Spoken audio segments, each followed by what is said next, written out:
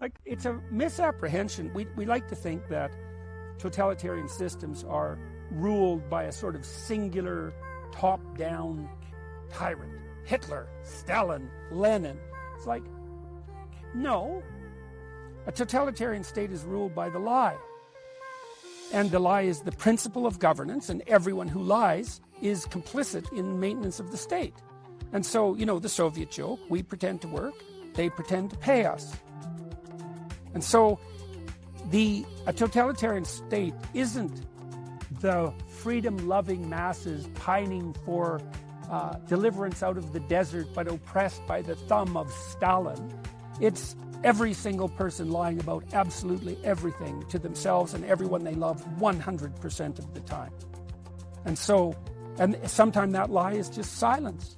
The useful idiots always think, this will never happen to me.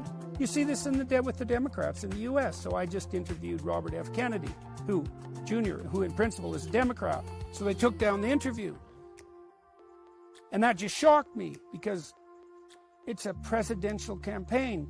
And now YouTube can censor a presidential candidate mid-election, and there isn't a peep from the left. And the reason for that is they think, well, Kennedy's not a real Democrat, without noticing for a second that the definition of real Democrat is going to get increasingly narrow as we move forward, and that's already happened, you know. And I tried for years talking to the Democrats, probably 36 senators and congressmen alike, always asking them the same question. I asked Robert Kennedy this too. When does the left go too far? And to a man or woman, they were either unwilling or unable to answer that question. And so, well, so here we are with this the increasing normalization of censorship and canceling. And this, by the way, is also a technique that's used by dark tetrad types, right? It's the female equivalent of antisocial behavior, right? So men who are antisocial tend to use physical aggression, but females who are antisocial tend to use reputation destruction and denigration, gossip, and behind-the-scenes maneuvering. And that's unbelievable. Now, men can do that too, and will, and do, especially online.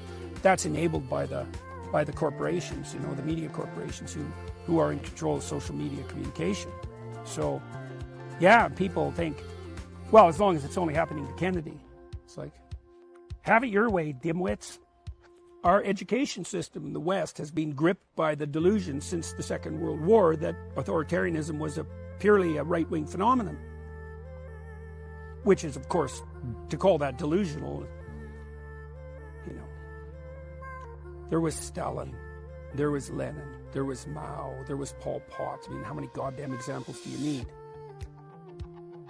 So obviously there's left-wing authoritarianism, but the game on the left is that, well, that doesn't really exist, or that was a misapplication of a perfectly functional theory.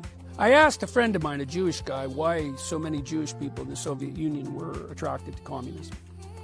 And he said, because it offered the possibility of universal brotherhood.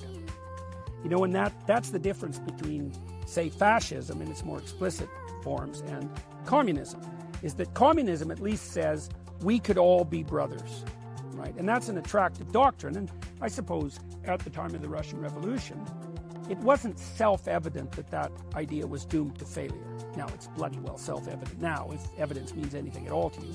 But there's that attraction in the communist doctrine of equality, which is sort of what we want in our families, and then universal brotherhood, which is a paradisal dream, I suppose. Of course, in the bowels of the communist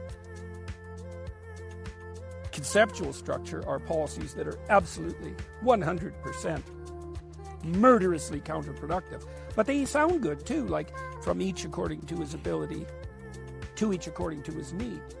You know, it sounds paradisal. It means, well, everybody could have their needs met.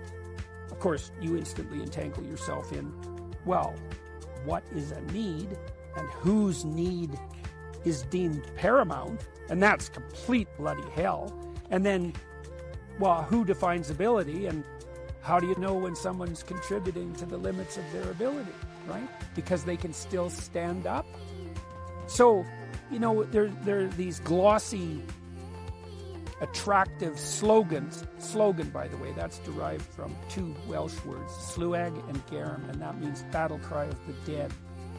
Right, so these slogans that appeal to people who know nothing, who are thoughtless, who are motivated to some degree by their compassion, in the case, let's say, of the useful idiots, and then motivated by the desire to use compassion as a camouflage by the more psychopathic types. But it sounds good, and the left can claim, well, you know, it was a really good idea, and look at all the terrible things capitalism does, and capitalism does concentrate power and wealth in the hands of fewer and fewer people, which it does, but so does every other economic system ever invented or discovered, so it's not, you know, attributable to capitalism.